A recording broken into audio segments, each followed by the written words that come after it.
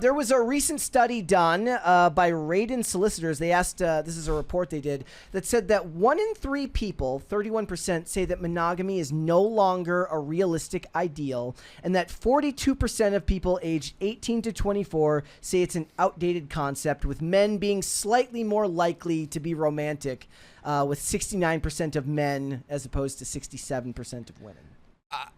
There is a great viral video out there by a guy who I think is named Andrew, where he says, why do all of the polyamorous people look like that? Yeah. That was my exact reaction to it. I think polyamory is something I really don't understand. I have never been interested in it. I am very confused by where my generation... I'm 27. I don't know where this is coming from. I don't actually know anybody in my life that is in a polycule. But not believing in monogamy doesn't necessarily mean they're in a polycule. It might just mean that they don't want to have a relationship at all. Well, that I feel like is just depression. Yeah.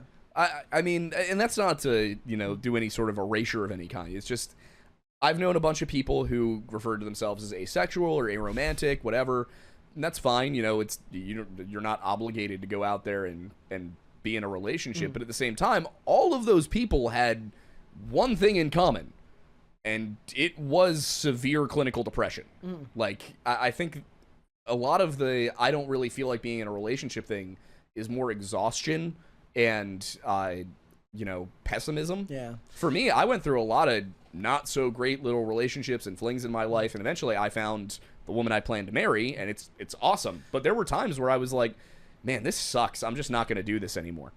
Yeah, I think pessimism is on the rise in general, and not even just necessarily related directly to dating, just given the state of the world, or really the state of the perceived world based on where you get your news and information and how you see the world around you, right? So if you pay very close attention to the news, you might have the inclination to be more depressed or more anxious than somebody who doesn't. And that kind of comes true for me when I look outside of like my work circle, which is like I have friends that don't pay super close attention to the news, and they always seem to be in a much better place mentally because they're focused on the things in their life that they can control, their hobbies, their habits, their friend group, their job, whatever that may be. But when you have a deep inclination to care about stuff that are broad issues that require a lot of discussion, but nothing ever seems to change. It's kind of the meme around here, nothing ever changes, gang. Yeah. Stuff happens, but nothing changes. That can be a pattern for that as well. Now, that doesn't have to necessarily just mean politics, but it just means that as people spend more time online and they disconnect from the people in their immediate circle, you are probably more prone for depressive behavior. I think and there's that can also affect your ability to want to find and date. I think there's also first of all, I mean, obviously for decades now, Hollywood has been showing us what romance is supposed to look like. And I think for a lot of people growing up, especially my generation growing up, I don't know what the 80s were actually like, but I see 80s movies and I'm like, that must have been amazing. Yeah. Like everybody in every town knows each other. They're all going to church. They're all rooting for the football team together. Like, it's probably not real, but that's my image of it. Look, but if you look at the way that people's interactions were portrayed in all of media, regardless of whether you're in small towns or whether you're in cities. Cities, they were talking about the people on their block because those are their neighbors. And in small town, it's like, oh, we know everybody in town because there's, 500 or 1,000 people or whatever. Everybody seems to know each other. But the point isn't actually that everyone knows each other. It's just that they know their community. They know the people around them. So I think that the fact that people no longer have community with the people that are around them, and their communities tend to be virtual, that's a big part of the reason why people aren't dating, because they don't interact with nearly as many people. A different survey cited by Fox News Digital reported that 57% of Gen Z is willing to consider non-monogamous relationships. Yeah, I think part of that is also instant gratification. Yeah. Like, that's kind of where I was going, is everything now is so immediate. If you got to work for anything, like I see things where people are, this is the one that's gotten me recently. It's low investment, though. Yeah. But I've been seeing things lately, people criticizing the video game Red Dead Redemption 2. And specifically the opening mission. Like years after it came out? Yeah. Okay. Because the people who played it when it came out were all like, this is the best video game ever made. It's an incredible story. It's incredible visually. And you've got people complaining about how slow the first mission is, despite the fact that the storytelling in it is incredible. And it's because it's a slow burn. Yeah. And I'm seeing that more and more with more and more things. But that's the one that really stuck out to me. That's from your phone, man. It's TikTok and Reels, and everything is 90 seconds long, and you're on to the next thing. I'm a victim of that as much as anybody. Yeah. Like I said, there's a reason why I say all movies should be 2 hours or less, and that very, very few movies that come out that go over 2 hours are actually good enough for me to want to sit through. I will if I'm in the theater, but it's like impossible to get me to commit to that. Yeah. But also at the same time, the other meme I would see is like, I won't watch a 2.5 hour movie, but I'll watch 5 episodes of the same show in a row, which totals out way longer than 2.5 hours. So it is something to do with the way your brain perceives focus in that. So I think we've just gone too far away from community and doing things in real life. The internet's really cool. I love the fact that I can chat with my buddy who moved to Hawaii without any problem whatsoever, that I can still play video games with him. That's awesome. But for example, a couple of weekends ago, we had the Dogwood Festival in my town, which dates back to World War II. Okay. There's a parade, there's a fair, there's rides. And we were walking around, we were filming everything, and I was like, you know what, this is what it's all about. This is what matters. This is what we should be doing. We should be going to the movies together. We should be going bowling. We should be going mini golfing. Like, we need to, those kinds of things need to be seen as enjoyable again. Still happen. I mean, so over the weekend, my fiance, she had a booth at a craft fair, and she loves to do these events 2 or 3 or more times a year. And that is specifically a community organized event, right? Where you see locals who bump into each other, everyone knows one another, and it does kind of harken back to a time that feels forgotten now. But at the same time, I see kids there at these events who are there. Some are with their families, or there's teenagers that are there all hanging out together. So I think some of it is like we get doomerist if we're online as much as we are, right? And this job kind of requires you to be online so much that you're bound to be that way a little bit. It's true, but that the results of these surveys are because there is such a large percent of young people that are online this much. Yeah. So a similar survey found that 2 in 5 young adults, Gen Z and millennials, view marriage as outdated. Despite this, 83% still hope to marry one day, suggesting that while traditional forms of commitment are being questioned, the desire for long-term companionship persists. Well, yeah, you can't just beat that out of in one generation. No. Well, I do think here's the other thing. We have the one side of it where there's and it's kind of seen as the left-wing side of it with the polyamory and decolonizing relationships and things like that. That's an actual account. I know, but I love that guy who makes the videos decolonizing the home. Yeah. But it's satire. But on the other side, we've got the red pill community who are also talking about how marriage is bad for men, and it's women need to be pure little spotless virgins, but men can sleep with whoever they want. It's hitting us from both sides now, and I think that's part of the thing driving it. I mean, at least for that argument, like the idea that men can do whatever they want, obviously that's not actually true, but like men and women are different. Yeah, and so it's like there's a whole lot of context with male promiscuity as opposed to female promiscuity. Yeah. So I mean, it's like you may not think it's a problem, or may not think it's bad that there's a difference, but it's real. I think the thing there is like nobody should be overly promiscuous. Like that we've gotten so overly promiscuous as a society that now it's, well, I don't need to have just one person. So gender differences, 29% of females cited seeking multiple partners to fulfill emotional needs compared to 9% of men. I don't know what that even means. That means that they want the bad boy and the nice guy at the same time. So they want to have the bad guy that's going to go and actually bang a lot of other chicks, and then they'll have the nice guy to be at home and to like. See, and I think that there's a whole generation of millennials who got screwed by watching movies about the nice guy that were the most detached from reality you've ever seen. It's just not the way the world works. Roughly 21% surveyed women said that they would not be happy in a monogamous relationship, compared to just 15% of men. Moreover, 60% of Gen Z users on the platform preferred to keep their sex lives private. So that's funny. Multiple points in this study point to men being, at the very least, more idealistic about love and relationships than women. and that women seem to take a more pragmatic, if not selfish, view to it. Well, there is the meme of women being like, I want a guy who's 6'2" and jacked and rich and, he has a boat and all that, and then maybe I'll consider him. And then it's like guys when the barista at the coffee shop smiles at them. I think that's a real thing. But women seem to be thinking pragmatically when they do that. And men for seem sure. to be thinking idealistically. Yeah, the I'm opposite. agreeing with you. It's weird.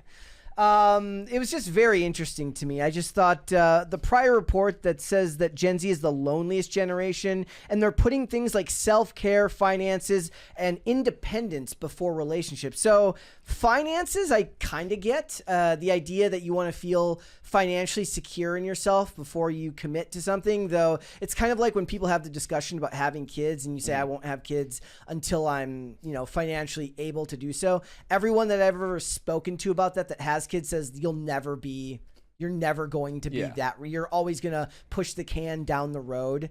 You have to just do it and then figure it out. I do wonder if the kind of rapidity of courtship has affected this in any way. Like, again, I'm only 27. I don't know how it was before I was an adult, but in my experience, relationships go from 0 to 60 very quickly.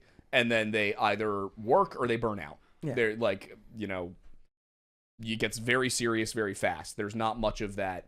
It takes a couple of months for a relationship to go from we see each other on the weekends to, okay, we're grabbing coffee during the week to we're seeing each other every day. They move in together right away. Yeah. Then, I mean, my girlfriend accidentally moved in with me right away. As far as I'm aware, I don't think it was planned. But what I'm seeing is it's very quick. And I don't think that people don't have time to get together. So they kind of mix in, almost the serious commitment with the first couple of dates. Like within a couple of days, they want to know, is this my person? Yeah, I mean, I'm not so sure that that's always the case. There have been times in my life where I dated someone, fairly unseriously for a little while, and then we started dating seriously. And I mean, I do understand what you're saying. There are times where the relationship has gone pretty quickly. But I don't know which is the norm. Yeah, that's true. Because there are some people that are very apprehensive about how they allow people to access their lives and stuff. Some people are like, you can't come to my house until I know you. You know what I mean? It's like, I don't want people knowing where I live or whatever. But I have, I do understand why you're saying that they tend to go quickly. We get a 20 here from Shane H. Wilder. He says, I really think they are scared to not have some sort of virtual simulation, doom scrolling, etc. If you can't sit in silence with yourself without being jacked in, then how can you give your full attention to someone else? Yeah. I, for one, could absolutely do better when it comes to like doom scrolling or my attention being split with what I'm doing. We were out to dinner yesterday and I was editing something on my phone. And so what happened is we were at a restaurant and we got sat outside. It was like right as it was getting dark. And it was getting like the wind was kind of starting to pick up.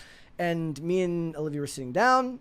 She was talking and she said, she goes, wow, it's a little chilly out here or something. I'm like, that's fine.